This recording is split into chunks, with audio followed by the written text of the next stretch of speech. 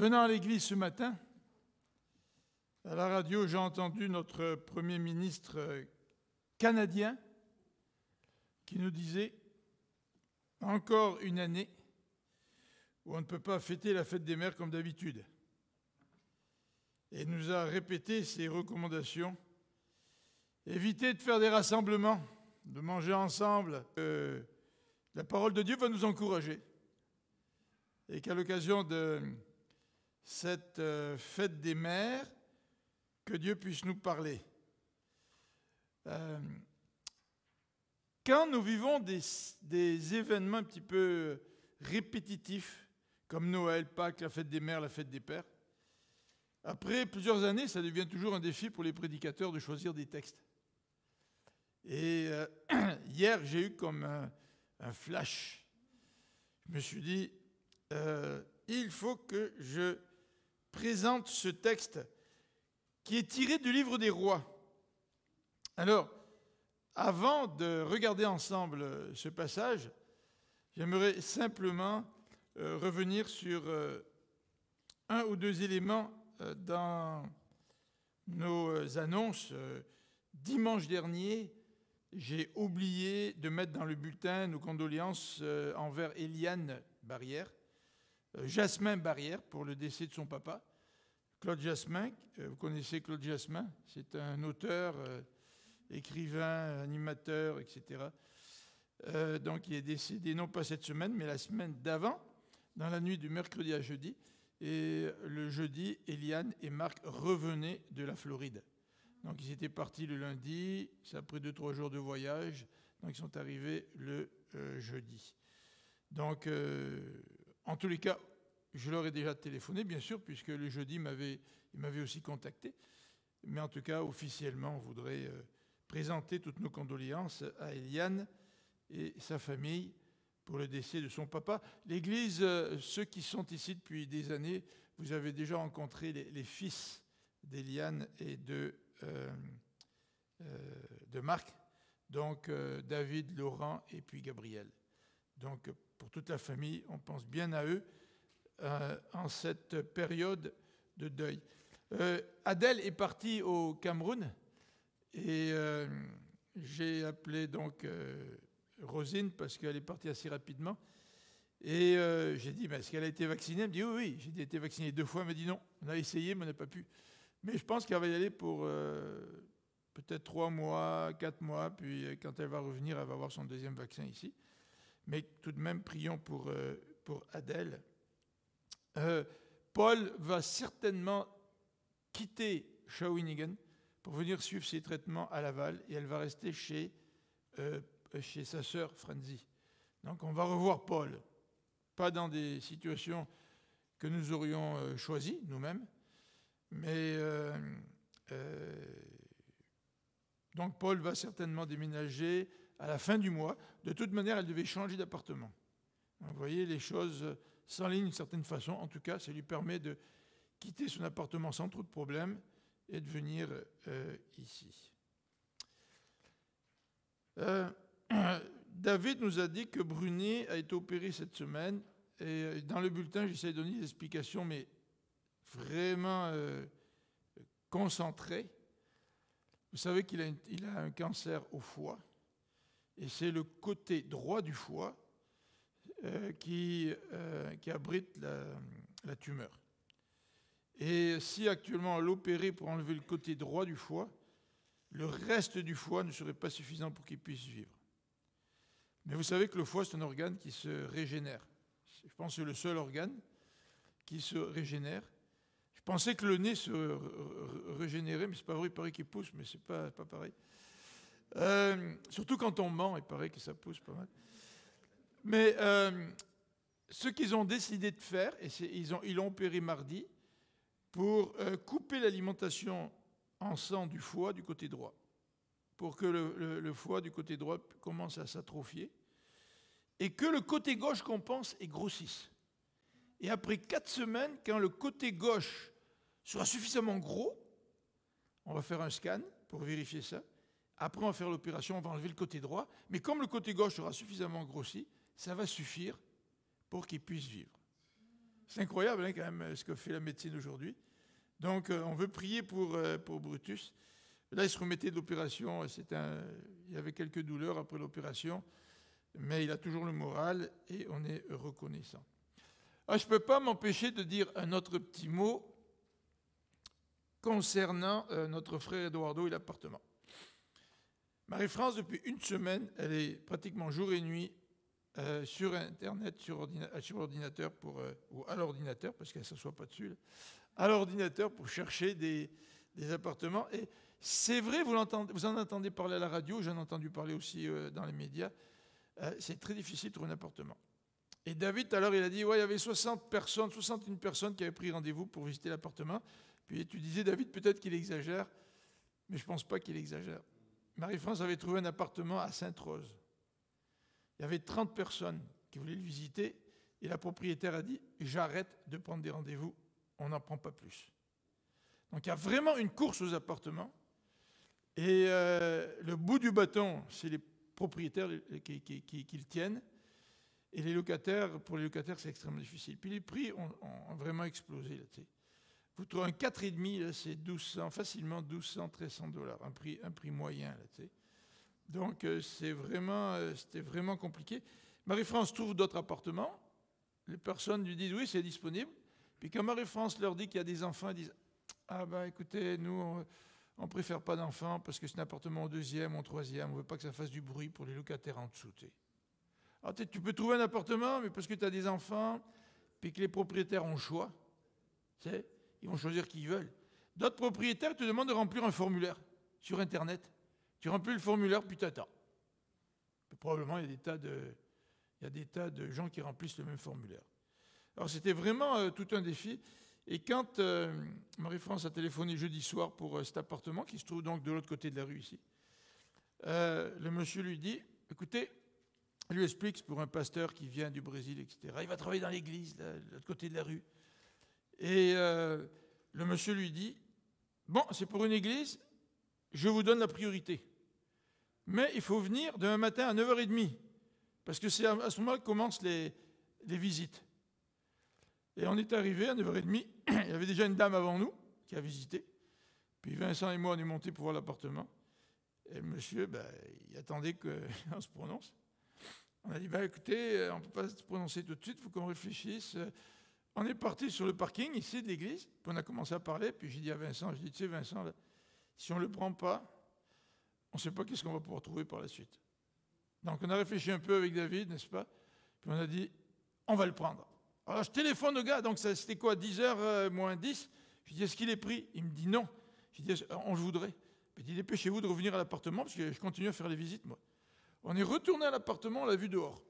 Il venait terminer de faire une visite, on l'a vu à l'extérieur. On lui a dit, on le veut. Il dit, ok, il n'est pas encore pris, je vous le donne. Et là, à ce moment-là, écoutez, ça a duré 5 minutes le temps qu'on donne un chèque, un dépôt. Là. Il y a eu au moins 6 appels téléphoniques. Et le gars était en train de répondre, de dire, ah, je suis désolé, c'est loué. Ah, je suis désolé, c'est loué. Ah, je suis désolé, c'est loué. Et dans la discussion qu'on a eue, il nous a dit que la veille ou 2-3 jours avant, il avait loué un autre appartement. Il l'a loué en 20 minutes. Donc ça veut dire que si tu es le 15e ou le 20e à visiter l'appartement, tu n'auras peut-être même pas la chance de le visiter parce qu'il aurait déjà été pris. Ça part comme des petits pains chauds. Alors on a discuté un petit peu avec le gars, puis quand Marie-France m'a dit ça, quand elle m'a dit, le monsieur a dit qu'il voulait privilégier une église, ça je me suis dit, ça doit être la main du Seigneur. Puis je dis, on va le voir demain, là, si ça marche. Je dis, ça doit être la main du Seigneur, parce que c'est pas habituellement, les propriétaires, ils ne privilégient pas des églises. Et quand on a donné le dépôt, ou plus tard, on est revenu, je crois, le vendredi soir à 6h15, ici sur le parking, pour signer le contrat, parce qu'on avait donné le dépôt. Et là, j'ai dit au gars, vous êtes Libanais? Il me dit oui. Et j'ai dit, parce que là, vous avez voulu nous privilégier, tu sais. Et puis il dit, oui, je suis Libanais, et je fais partie, enfin, vous savez, c'est des chrétiens nominaux, comme on dit, mais je fais partie des églises chrétiennes maronites. Et au Liban, il y a des musulmans, il y a des chrétiens. Puis au Liban, ou comme en Égypte, quand vous êtes copte en Égypte, par exemple, vous êtes chrétien, les gens se tiennent entre eux. Les chrétiens vont se tenir entre eux. Les chrétiens vont faire des affaires avec les chrétiens. Les chrétiens vont privilégier les chrétiens parce qu'il y a beaucoup d'antagonisme, il y a beaucoup de conflits, hein, même religieux. Il y a deux groupes principaux musulmans, les sunnites, je ne me rappelle plus le reste là, les chiites, oui merci. Et, vous savez, c'est spécial, mais le Seigneur a permis qu'il y ait un appartement de libre qui soit de l'autre côté de l'église et que ce soit un Libanais qui veuille privilégier une église. Parce qu'on se disait, Marie-France et moi, là, si le Seigneur ne fait pas quelque chose, je ne sais pas qu'est-ce qu'on va faire pour en trouver un. Et on cherchait à Saint-Eustache, on cherchait à Blainville, on cherchait partout, là, Laval, Sainte-Rose, etc. Et finalement, en réfléchissant bien à tout ça, je crois qu'il y a de bonnes raisons pour lesquelles le Seigneur nous a ouvert cette porte. D'abord, il l'a fait de manière miraculeuse, je crois. Il va permettre à Eduardo d'être en plein dans le quartier d'église. Et il va permettre à Eduardo de venir travailler à l'église. Il aura juste à traverser la rue.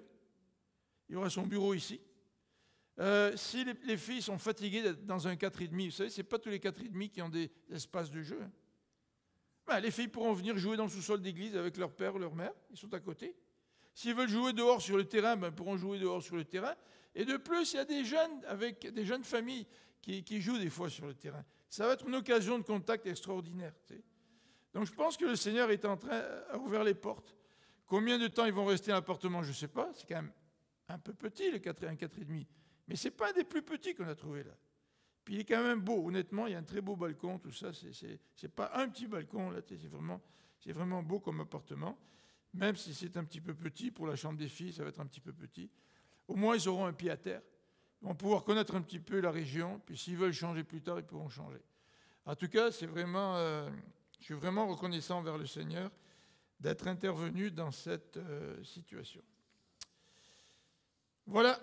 Alors, le Seigneur nous encourage pour qu'on puisse continuer dans le projet, qu'on puisse persévérer. Le Seigneur a ouvert les portes jusqu'à présent. Dans nos prières, on dit au Seigneur, « Seigneur, tu es le bon berger, c'est toi qui guides. Donc guide-nous. » Là, on veut faire venir quelqu'un qu'on ne connaît même pas, qui vient du Brésil. Il se trouve que Eduardo a beaucoup de facilité pour les langues. Il n'a jamais vécu dans un milieu francophone pour pouvoir parler avec des francophones à tous les jours. Puis il peut enseigner. Tu sais. C'est quand même bien, tu sais, je veux dire.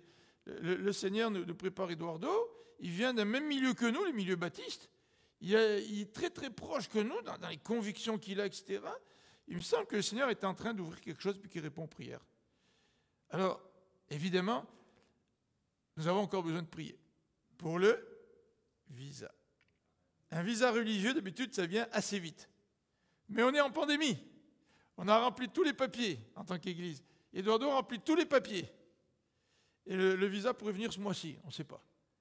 À la fin du mois, il s'en va pour le passeport biométrique. Mais il n'a pas besoin de ça pour avoir la réponse du gouvernement. Pour rentrer au Canada, oui, il a besoin du passeport biométrique. Là.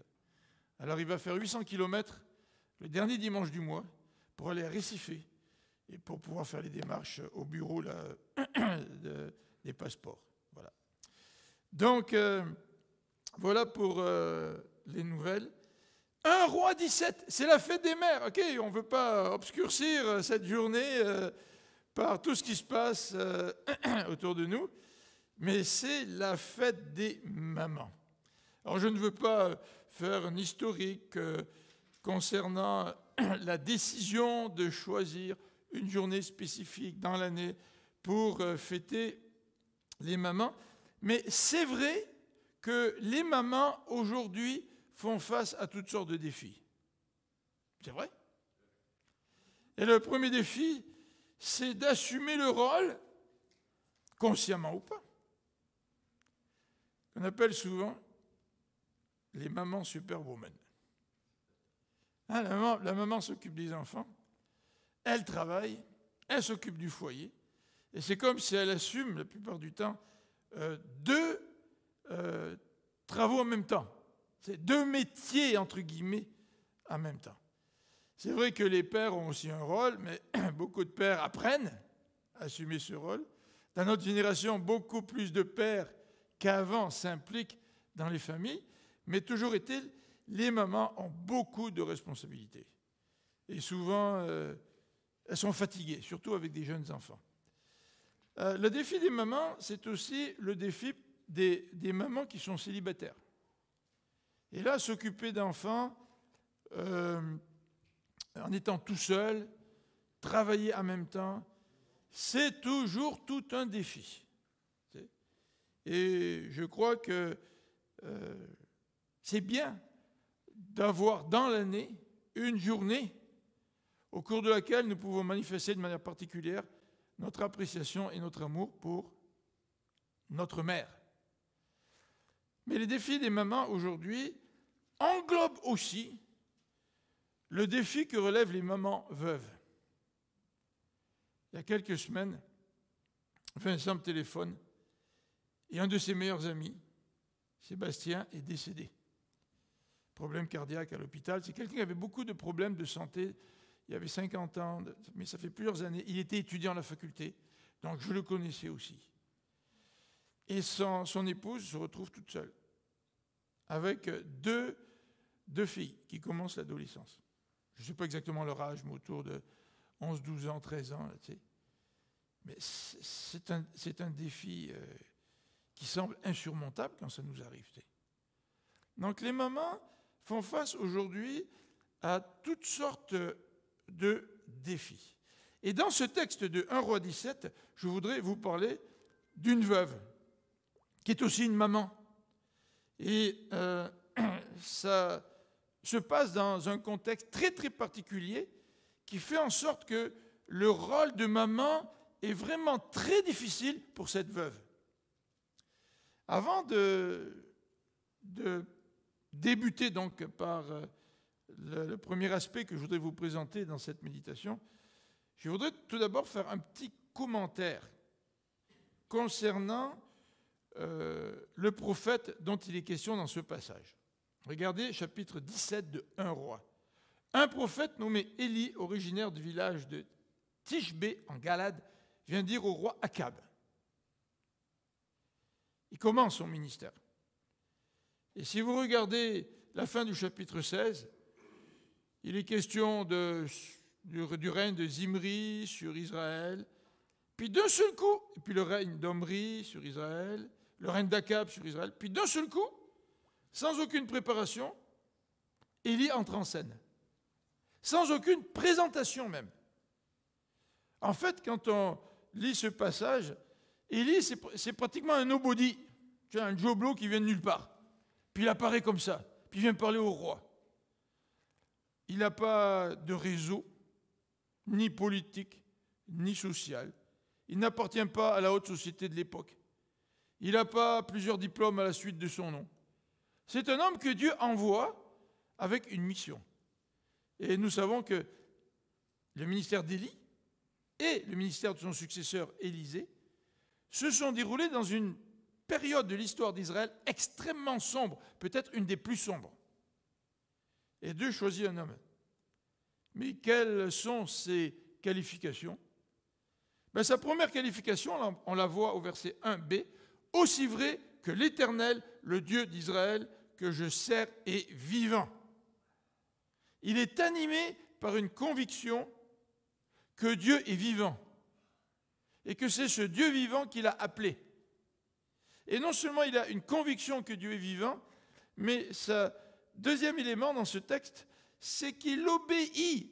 Aussi vrai que l'Éternel, le Dieu d'Israël, que je sers est vivant, il n'y aura ces prochaines années ni rosée ni pluie, sauf si je le demande.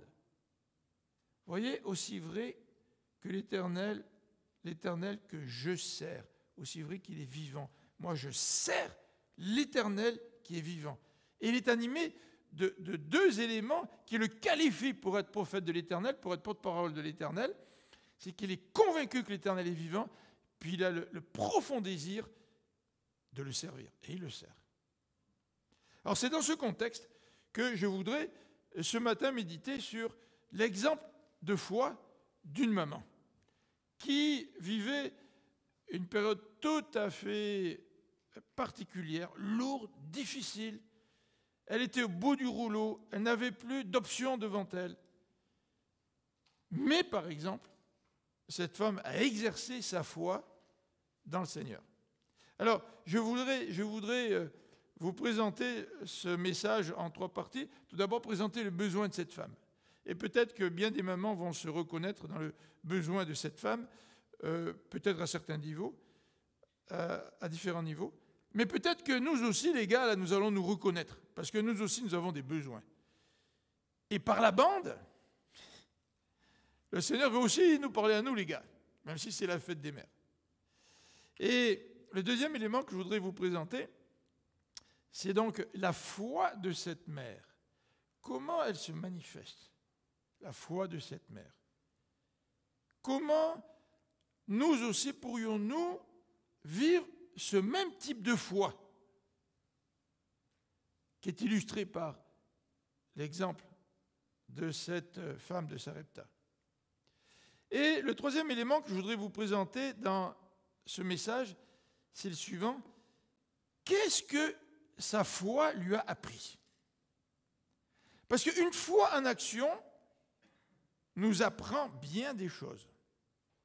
Et c'est ce que je voudrais vous présenter ce matin. Alors, premier élément, le besoin de cette femme.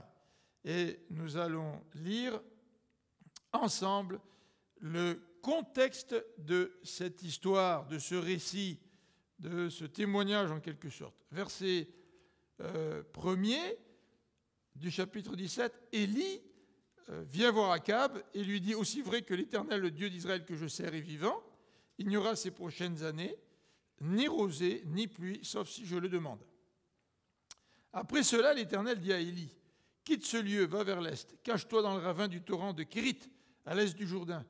L'eau du torrent te servira de boisson, et j'ai ordonné aux corbeaux de te nourrir là-bas. » Élie partit donc et fit ce que l'Éternel lui avait demandé. Il alla s'installer auprès du torrent de Kérit à l'est du Jourdain. Matin et soir, les corbeaux lui apportaient du pain et de la viande. Il se désaltérait de l'eau du torrent. Mais au bout d'un certain temps, comme il n'y avait plus de pluie dans le pays, le torrent se dessécha. Alors déjà, une petite remarque qui va nous mettre en contexte. Le peuple d'Israël, dirigé par Akab, adorait Baal. Et Baal, c'était le dieu de la pluie. C'était le dieu de la fertilité. C'était le dieu de la vie. Et là, nous voyons le comportement d'un prophète qui donne l'exemple au peuple. Vous voulez vivre? Appuyez-vous sur Dieu, c'est lui qui va vous nourrir. Au lieu de vous appuyer sur les Baals. Et pour vous montrer que vous ne devrez pas vous appuyer sur les Baals, je vais vous envoyer une sécheresse, pas de pluie. Donc pas de pluie, ça veut dire pas de récolte, ça veut dire pas de vie. Et l'Éternel, donc, s'occupe d'Élie comme il voulait s'occuper de son peuple. Et au bout d'un certain temps, bien, le torrent dessèche. Et l'Éternel, au verset 8, lui adresse la parole en ces termes, « Mettons en route et va à Sarepta. » Donc là, il a fallu qu'il remonte et qu'il aille franchir la frontière au nord d'Israël pour aller dans la région de Tyr et Sidon, parce que Sarepta se trouvait dans la région de Tyr et Sidon. Et c'est au cœur même des régions sur lesquelles Baal régnait. C'était là que retrouvaient les adorateurs de Baal. C'est de là que venait Jizréel, la femme d'Akab, qui a introduit l'adoration de Balaam au sein du peuple d'Israël. Alors, quel est le contexte? Eh bien, le contexte, c'est le contexte de la famine, donc nous dit le verset 1b. Mais dans ce contexte de famine, vous savez que la famine, ce n'est pas la première fois que ça arrive en Israël. Abraham a dû partir en Égypte à cause de la famine. Jacob a dû partir en Égypte à cause de la famine. Donc parfois, le pays était vraiment frappé de la famine, au point où les gens étaient obligés de se déplacer, de quitter leur foyer, parce qu'il n'y avait plus rien pour se nourrir à cause de la famine. Puis là, elle a duré 3 ans et demi. Et quand il y a une famine, eh bien, tout le peuple est affecté. Et même les gens qui ont de la foi sont affectés. Ils sont affectés par le péché national et par l'intervention de Dieu qui veut ramener à lui son propre peuple. Et parfois, nous, en tant que croyants, nous sommes aussi affectés par un péché social, par les conséquences du péché de la communauté autour de nous. Et c'est là où on voit comment les chrétiens réagissent. Est-ce qu'ils placent leur confiance en Dieu? Ou est-ce qu'ils sont amers? Ou est-ce qu'ils accusent les pécheurs? C'est à cause de vous qu'on a des problèmes. Voilà, donc c'était le contexte de la famine. Mais cette personne, dans son contexte, est une veuve. Et le verset 9 nous dit, on va lire à partir du verset 8, l'Éternel lui adressa la parole en ces termes, mets-toi en route et va à Sarepta. Là encore, entre parenthèses, le prophète aurait pu, comment dirais-je, argumenter avec Dieu. Mais pourquoi tu m'envoies à Sarepta? C'est la maison de Baal là-bas, c'est le pays d'origine de Baal, ce culte qui a été importé chez nous, mais c'est quoi ton plan, Seigneur? Mais Dieu lui dit, installe-toi dans le pays de Sidon, j'ai ordonné à une veuve là-bas de pourvoir à ta nourriture. Ben oui, mais écoute, Seigneur, en général, les veuves, leur mari est mort, elles ont perdu leur soutien de famille, ce ne sont pas les veuves qui ont le plus de ressources pour qu'elles puissent me nourrir. Mais Dieu lui dit, va-t'en. Puis Élie s'en va, évidemment, à Sarepta. Donc, 3 éléments dans le contexte dans lequel se trouve cette mère. Cette veuve, c'est la famine, elle est veuve et elle est à Sarepta. Étrange. La situation de cette mère, si on veut la regarder d'une manière beaucoup plus précise, elle n'a pas de pain. Alors on va lire à partir du verset 10 ce que le texte nous dit. Élie se mit donc en route et se rend à Sarepta. Lorsqu'il arriva à l'entrée de la ville, il aperçut une veuve qui ramassait du bois. Il l'appela et lui dit, « S'il te plaît, va me puiser un peu d'eau dans une cruche pour que je puisse boire. » Comme elle partait en chercher, il la rappela pour lui demander, « S'il te plaît, apporte-moi aussi un morceau de pain. » Il savait qu'elle était veuve, hein? Entre parenthèses. Les veuves, habituellement, portaient certains habits qui démontraient qu'elles étaient veuves. Et vous voyez, il arrive là, et il la voit. Donc il détecte que c'est une veuve. Voici sa réponse au verset 12. Elle lui répondit, « Aussi vrai que l'Éternel ton Dieu est vivant, je n'ai pas le moindre morceau de pain chez moi. Il me reste tout juste une poignée de farine dans un pot et un peu d'huile dans une jarre. J'étais en train de ramasser 2 bouts de bois. Je vais rentrer et préparer ce qui me reste pour moi et pour mon fils, donc faire un petit feu, hein, préparer la nourriture. Quand nous l'aurons mangé, nous n'aurons plus qu'à attendre la mort. » Voilà la situation de cette femme qu'elle lui explique, alors que le prophète lui demande du pain, elle qui n'a rien. Elle lui dit, écoute, je n'ai même pas de pain chez moi. Il me reste juste une poignée de farine et un peu d'huile pour préparer un dernier petit repas ou un dernier semblant de repas. Et après ça, mon fils et moi, on va attendre la mort. C'est-à-dire que cette femme se préparait au pire. Plus d'options devant elle. Son avenir est complètement bouché. Elle est complètement enfermée dans une situation dont elle ne voit aucune issue. Voilà les besoins de cette mère. Quand je lis ce texte, je ne peux pas m'empêcher de me poser des questions en rapport avec mes besoins. Peut-être que vous aussi, en lisant ces textes, vous posez des questions par rapport à vos besoins. Quels sont-ils? Vous avez peut-être des besoins économiques. Nous, on avait besoin d'un appartement. Puis le Seigneur nous a permis de vivre ça dans un contexte où on n'avait pas beaucoup d'options. Vous savez, quand Vincent est venu avec moi visiter l'appartement, le gars me disait vite, là, il prenait des photos, Vincent, il voulait mesurer. Non, vite, il faut sortir, là. Il y en a d'autres qui attendent. Puis Vincent, il sort, puis il se sentait bousculé, puis dans son expérience, quand il a loué des appartements, il prenait son temps, puis réfléchissait, puis téléphonait au propriétaire plus tard, peut-être une journée plus tard, pour donner sa décision. Mais on n'est pas dans cette situation-là. Et parfois, le Seigneur nous place dans des situations d'extrémité pour pouvoir agir. Quels sont nos besoins? Avons-nous des besoins économiques? Nous sommes obligés de gratter toutes les ceintes et attacher tous les petits bouts ensemble pour survivre. Je me souviens, dans mon ministère, à un moment donné, on avait eu une baisse de salaire d'1 tiers, tu sais, dans le ministère. Et pendant 6 mois, là, avant que le Seigneur donne un travail à ma femme pendant 6 mois, on avait des problèmes avec la voiture. Il fallait réparer la voiture. Puis on n'avait pas assez d'argent. Tu sais. Je veux dire, parfois nous sommes dans des situations qui ressemblent à des situations d'extrémité. Non pas seulement au niveau économique, mais parfois au niveau physique. Quand la santé nous lâche. Quand nos repères s'effritent. Quand nous sommes dans des grands besoins économiques, des grands besoins au niveau physique, nos repères disparaissent. Et ça crée aussi des besoins émotionnels. Et même des besoins spirituels.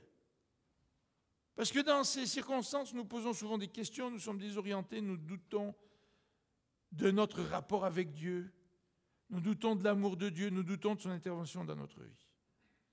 Alors voilà un petit peu le besoin de cette maman.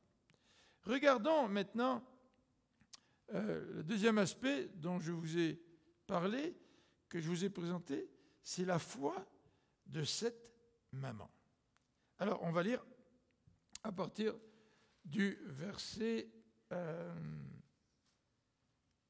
on va lire peut-être quelques versets au fur et à mesure de mon commentaire. Cette femme va faire preuve d'une obéissance en étapes. Non pas qu'elle désobéit, là, mais elle va franchir certaines étapes dans son obéissance. Et vous savez que l'obéissance, c'est l'expression de la foi. Hein. La foi, ce n'est pas seulement parler, comme dit Jacques, là, tu sais. Mais la foi, c'est une foi en action. Hein? Alors, Jacques dit, montre-moi ta foi par tes œuvres. Tu sais. Ou moi, je vais te montrer ma foi par mes œuvres. Tu sais. Donc, cette femme va démontrer sa foi par l'obéissance. Regardez au verset 9. C'est d'abord une obéissance en étape, première étape. Le verset 9 nous dit, Dieu parle au prophète, mets-toi en route et va à Sarepta. J'ai ordonné à une veuve de là-bas de pourvoir à ta nourriture. C'est intéressant parce que le texte ne dit pas « j'ordonnerai ». Dieu a déjà ordonné à cette femme. Donc cette femme a déjà reçu l'ordre de la part de Dieu et elle est déjà préparée à obéir à ce que le prophète va lui demander. Et ce n'est pas étonnant qu'au verset 10, lorsqu'il arrive à Sarepta, il aperçoit la veuve qui ramassait du bois, il appelle et lui dit « S'il te plaît, va me puiser un peu d'eau dans une cruche pour que je puisse boire. » Verset 11, comme elle partait en chercher. Le prophète lui demande de l'eau, elle obéit tout de suite. Elle va chercher de l'eau. Elle s'exécute. La foi, l'expression de la foi, c'est l'obéissance à ce que Dieu nous demande. Et même dans les situations d'extrémité dans lesquelles nous pouvons nous trouver, notre réaction à ces situations va démontrer si nous sommes des hommes et des femmes de foi. Cette femme, elle était dans une extrémité totale. On ne le sait pas encore quand on est rendu au verset 10. Ce n'est que plus tard, lorsqu'on l'entend répondre au prophète, que l'on comprend cela. Ou qu'on le comprend mieux, puisque la situation des veuves à l'époque n'était pas très réjouissante en général. Donc c'est dans des situations de grands besoins où tout semble s'effondrer autour de nous que notre foi est appelée à se manifester par l'obéissance. Et comment je peux obéir si je suis submergé par ces problèmes? Comment est-ce que je peux obéir à moins de garder les yeux fixés sur le Seigneur? Parce que quand nous sommes submergés par nos émotions, c'est là que nous sommes tellement centrés sur nous-mêmes que nous oublions ce que Dieu dit et que nous péchons par désobéissance. D'ailleurs, on va parler d'émotions tout à l'heure. Le prophète va lui parler en lui disant « N'aie pas peur ».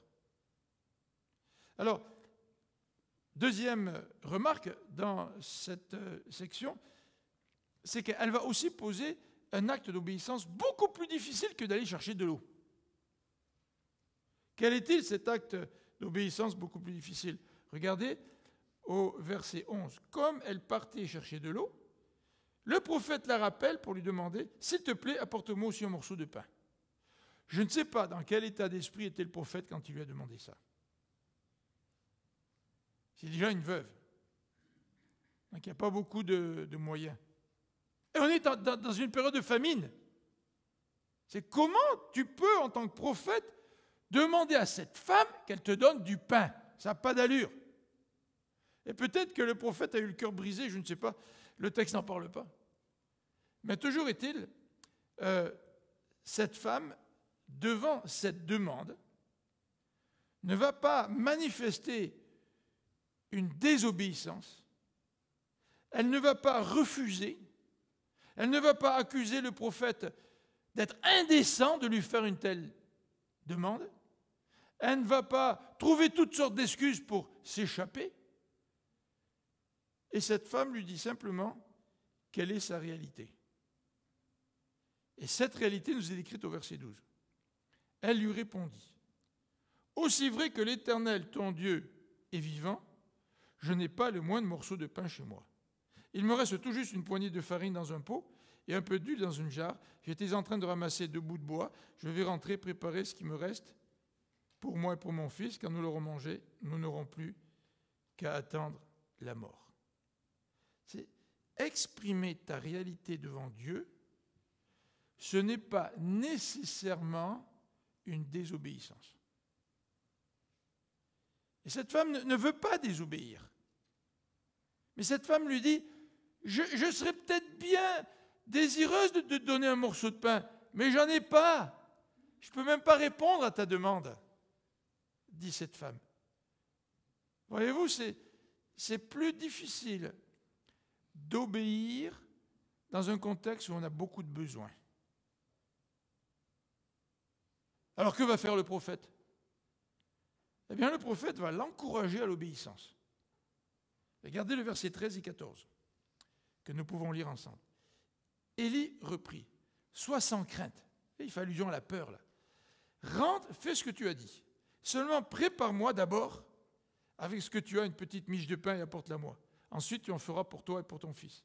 Car voici ce que déclare l'Éternel, le Dieu d'Israël, le pot de farine ne se videra pas et la jarre non plus jusqu'au jour où l'Éternel fera pleuvoir sur le pays. » Alors on a une autre petite histoire avec Élisée, où il y a une femme qui a pris de l'huile qui lui restait, puis elle a rempli plein de jarres. Et on est influencé quand on lit ce récit. Et on pense que dans la promesse de Dieu, Dieu va remplir son pot de farine et son pot d'huile. Ce n'est pas ce que le texte nous dit. Alors regardons un peu plus en détail ce que le texte nous dit au verset 13a. « Bon, tu peux rentrer chez toi, dit Élie. Tu peux rentrer chez toi, mais prépare-moi d'abord. » C'est important ce petit mot-là. Élie n'y a pas dit, écoute, ton pot de farine ne se videra pas, ta jarre d'huile non plus, sois-en sûr, maintenant va me préparer du pain. Une fois que tu auras vu là que ça ne se vide pas, prépare-moi du pain. Non, ce n'est pas ça que Élie lui dit. Élie lui dit, écoute, laisse tes plans de côté et prépare-moi d'abord une petite miche de pain. Ça demandait de la foi. Vous vous rappelez, dans Matthieu 6, c'est exactement la même foi à laquelle Jésus appelle. Cherchez d'abord. C'est Dieu qui donne le vêtement, c'est Dieu qui donne la nourriture. Tu en as besoin. Mais est-ce une raison suffisante parce que tu en as besoin pour te concentrer sur tes besoins et faire passer le royaume de Dieu après?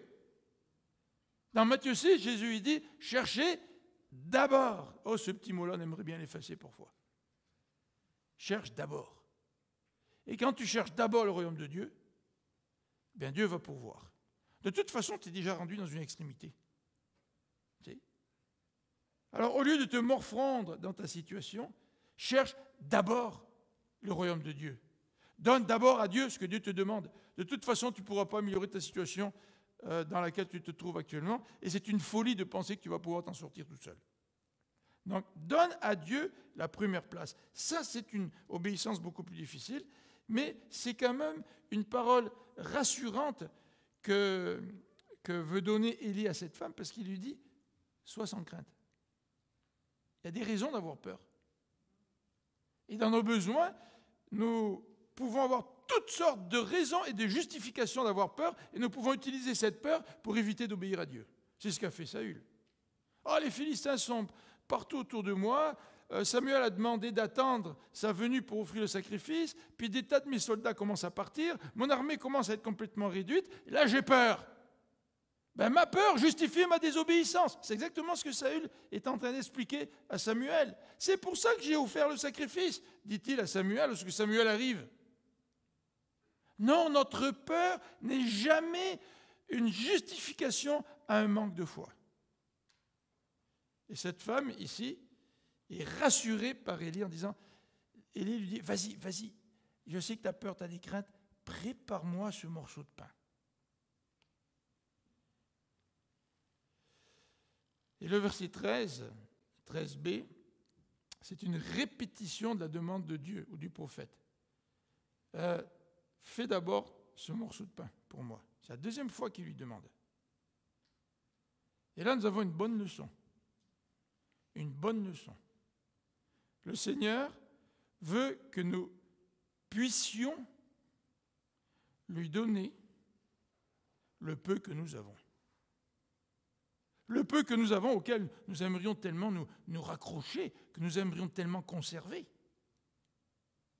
Qu'est-ce que le petit gars a fait? Alors qu'il y avait une foule de 5000 personnes, et que Jésus avait dit aux disciples, nourrissez cette foule. Puis les disciples ont dit, bon, on ne peut pas, Seigneur. Qu'est-ce que le petit gars a fait? Le petit gars, il a donné ses 5 pains et ses 2 poissons. Qu'est-ce que c'était 5 pains et 2 poissons? Ah ben c'était le repas pour le petit gars. Ça aurait pu calmer sa faim. Mais pour nourrir une foule, ça ne vaut absolument rien. 5 pains et 2 poissons. Et ce qui lui reste à cette femme, c'est rien.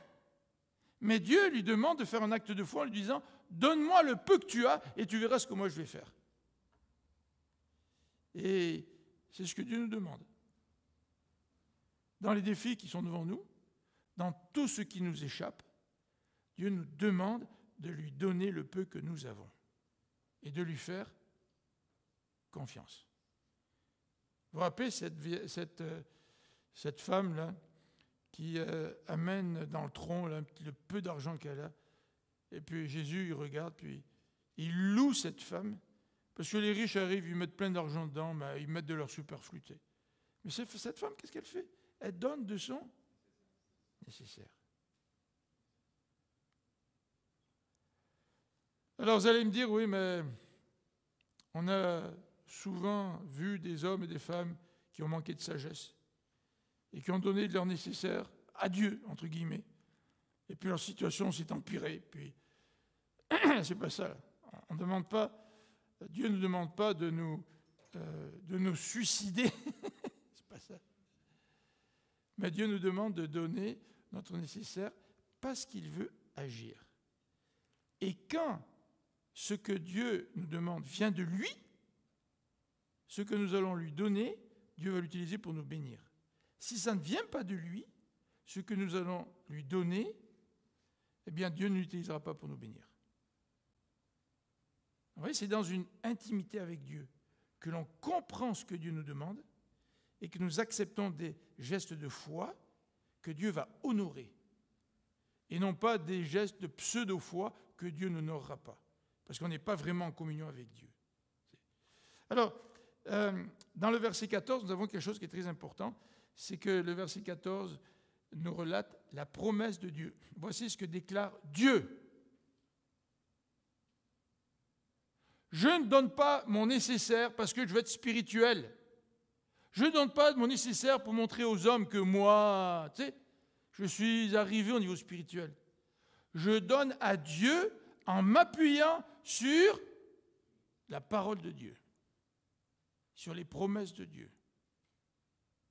Je ne veux pas donner de mon nécessaire pour vendre tous mes biens aux pauvres, pour gagner mon salut. Quand je fais ça, je ne m'appuie pas sur les promesses de Dieu. Mais ici, cette femme s'appuie vraiment sur la promesse de Dieu. Et en fait, c'est un peu ce que nous avons fait en tant qu'anciens à l'Église. Pour l'arrivée d'Édouard II, nous avons dit, Seigneur, tu dis que tu es le bon berger. Pourquoi faire venir un gars en pleine pandémie? Un gars qui vient du Brésil. Un gars qu'on ne peut pas rencontrer, à part par Zoom. Et puis, Seigneur, tu vois qu'il y a des problèmes avec les appartements.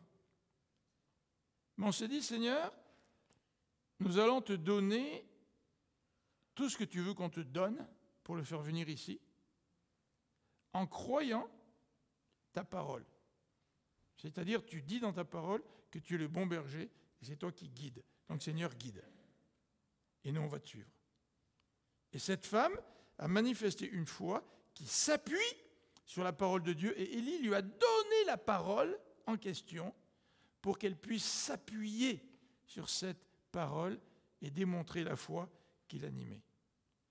Vers qui irions-nous, dit Pierre? Tu as les paroles de la vie éternelle. Et le contexte, c'est la multiplication des pains. Et les gens qui ne veulent plus suivre Jésus. Parce que ce qui les intéressait en premier, c'était le pain et non pas la parole de Christ. Et ce qui intéresse cette femme, ce n'est pas tout d'abord le pain, mais c'est la promesse de Dieu. Et elle veut s'appuyer sur la promesse de Dieu.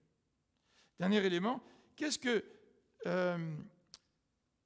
cette foi lui a appris? Et qu'est-ce que la foi de cette dame-là peut nous apprendre aussi à nous aujourd'hui? Eh bien, tout d'abord, c'est que Dieu, il est supérieur à Baal. Dieu, il est supérieur à nos idoles. Oh, nous n'adorons pas Baal, nous n'adorons pas des statues, mais nous sommes plus sophistiqués dans le choix de nos idoles. Mais nous avons des idoles. Et ce texte nous rappelle que Dieu est supérieur aux idoles. Et que ce n'est pas mon travail qui va me protéger. Ce n'est pas les biens que j'acquiers qui vont me protéger. Ça, ce sont des idoles, si je mets ma confiance en cela. Mais c'est le Seigneur qui va nous protéger. Et comment le texte nous montre-t-il la supériorité de Dieu sur Baal?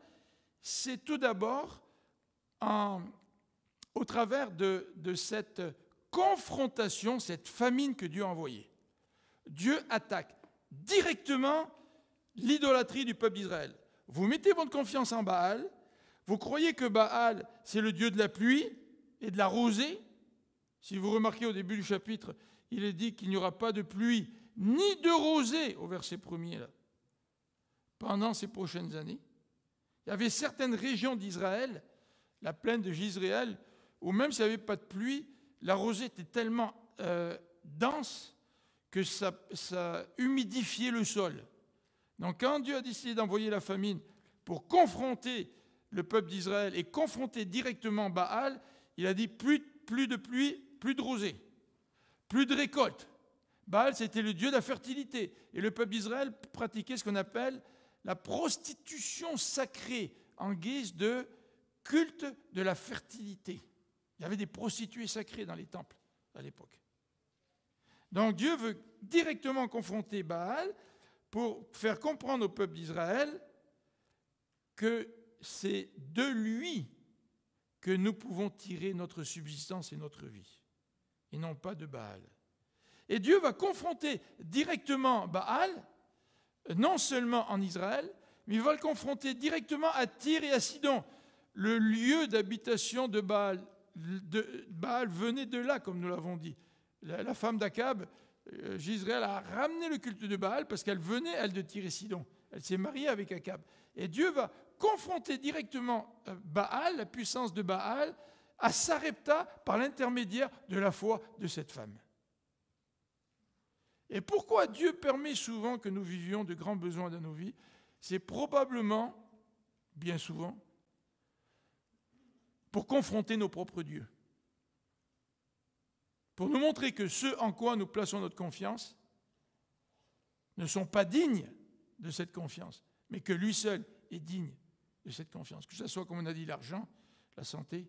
Vous savez, aujourd'hui, la santé, hein, on veut se faire relifter tout ce qui descend.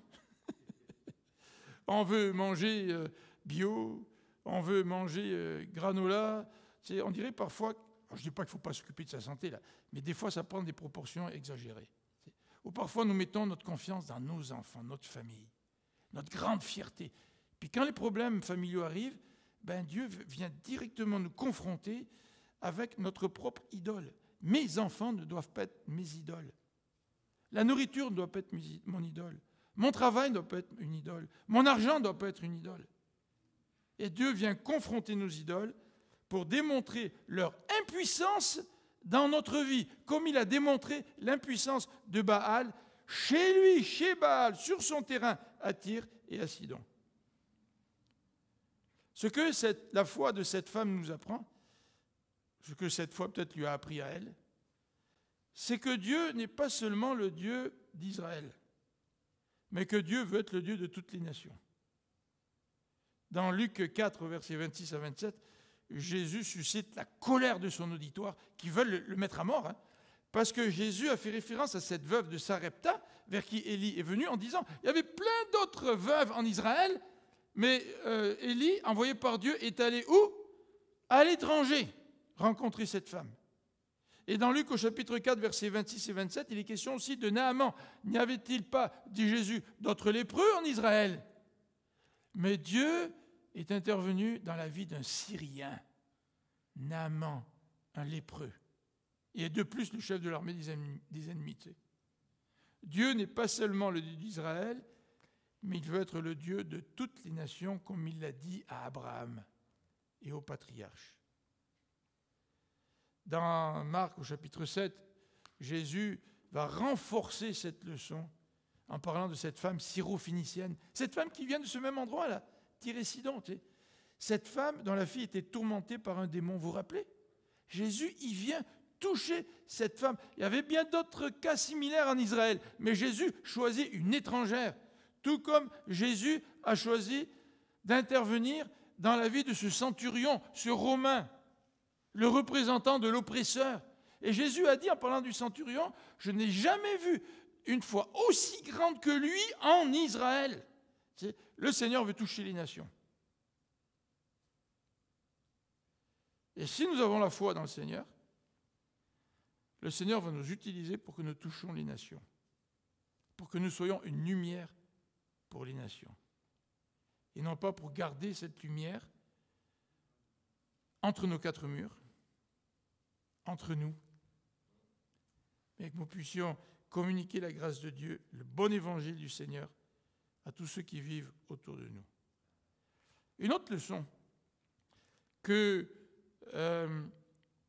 cette femme a certainement apprise, ou qu'elle nous apprend, en tout cas, c'est non seulement que le pot de farine ne s'est jamais vidé, non seulement que la jarre d'huile ne s'est jamais vidée, mais c'est que Dieu est le Dieu de la résurrection. Et c'est la section qui débute au verset 17, parce que le verset 17 nous dit que plus tard, ce garçon est devenu malade. On va regarder ça un petit peu dans une couple de secondes. Là. Mais j'aimerais tout d'abord souligner à quel point la résurrection de cette femme l'a profondément marquée.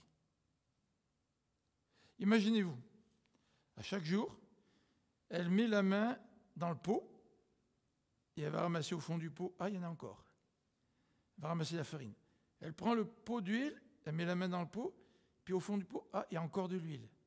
À chaque jour, le même geste, et à chaque jour, la même découverte. Imaginez-vous comment ça a dû toucher cette femme. Vous voyez, le verset 16 termine en disant « Le pot de farine ne se vida pas, et la jarre d'huile non plus. » Et cette foi, elle a dû l'exercer pendant tout le temps de la famine. Hein. Parce que contrairement à l'autre dame avec Élisée, Dieu n'a pas rempli les pots. Il fallait qu'elle mette la main dedans pour voir s'il y en avait encore. Tu sais. Et donc, le pot ne se vida pas et la jarre d'huile non plus, conformément à la parole que l'Éternel avait prononcée par l'intermédiaire d'Élie. Et cette femme a certainement cru. Cette femme a certainement eu la foi. Mais gardons ça de côté pendant quelques instants pour parler de ce Dieu de résurrection des versets 17 à 24. Regardez au verset 17, quelque temps après, le fils de la veuve qui avait accueilli Élie tomba malade. Le mal devient si grave qu'il cessa de respirer. Alors la mère dit au prophète, qu'avions-nous à faire ensemble, toi et moi, homme de Dieu? Es-tu venu chez moi pour me faire payer mes fautes et causer la mort de mon fils? Parfois, les épreuves que nous avons viennent nous chercher. Et puis, on associe les épreuves à une punition.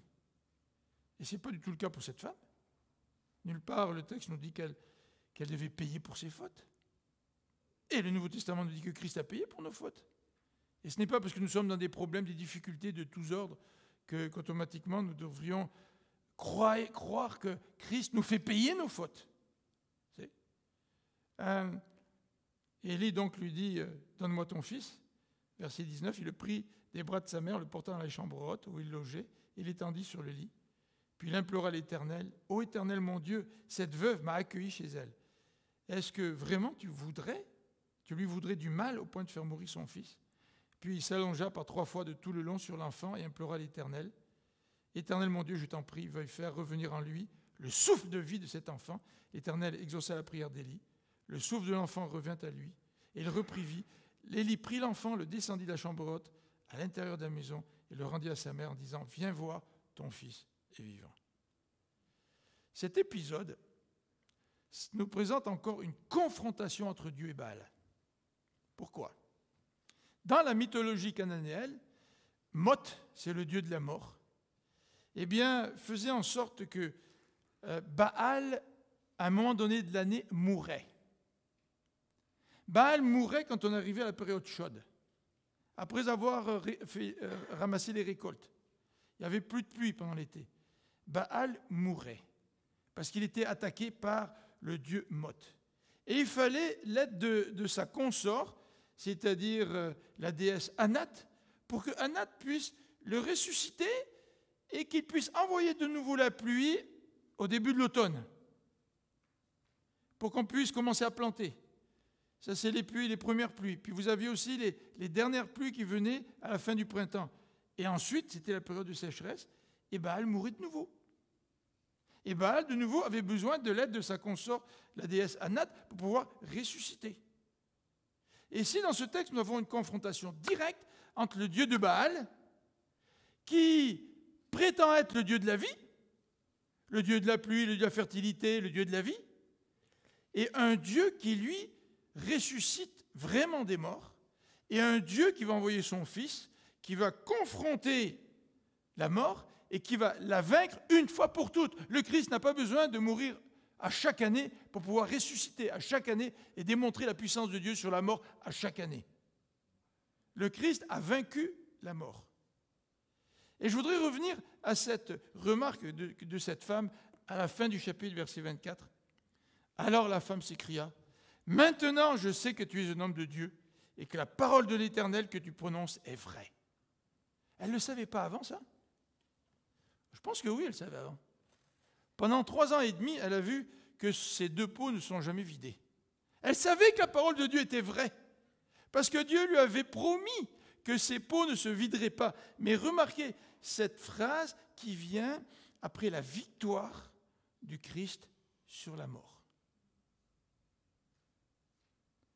La victoire du Christ sur la mort est bien plus importante et bien plus extraordinaire, sans dénigrer son intervention dans notre quotidien, mais bien plus extraordinaire que quand il vient à notre secours dans notre quotidien.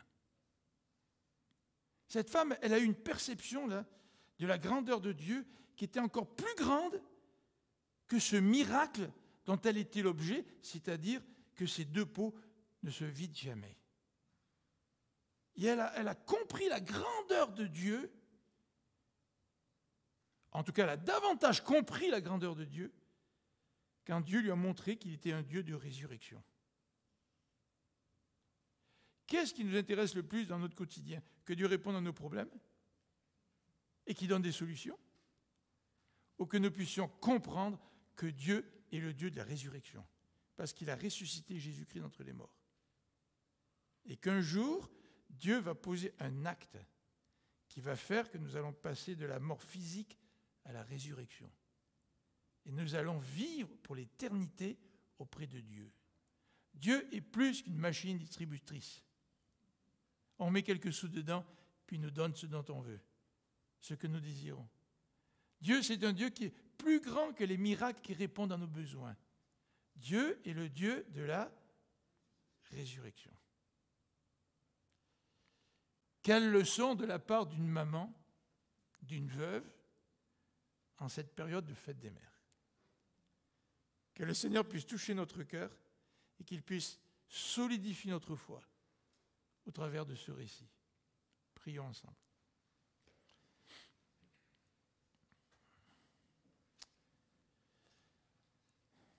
Seigneur notre Dieu, merci pour cet exemple. Une femme étrangère, une femme syrophénicienne de Sarepta,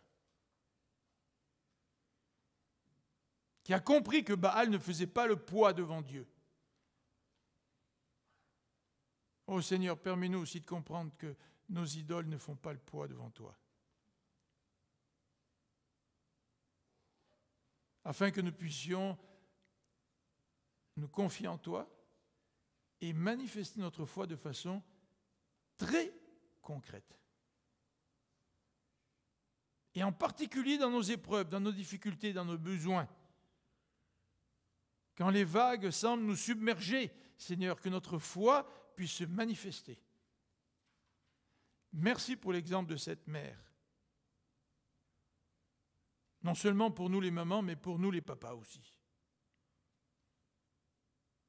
Seigneur, merci parce que, ultimement, tu es le Dieu de la vie parce que tu ressuscites d'entre les morts. Et merci parce que Jésus a dit que ceux qui croient en moi, tu vas les ressusciter d'entre les morts. De ceux qui croient en ta parole, de ceux dont la foi s'appuie sur ta parole, ceux-là, tu vas les ressusciter d'entre les morts. Seigneur, tu es le Dieu de vie. Et c'est ce Dieu-là que nous voulons servir. Amen.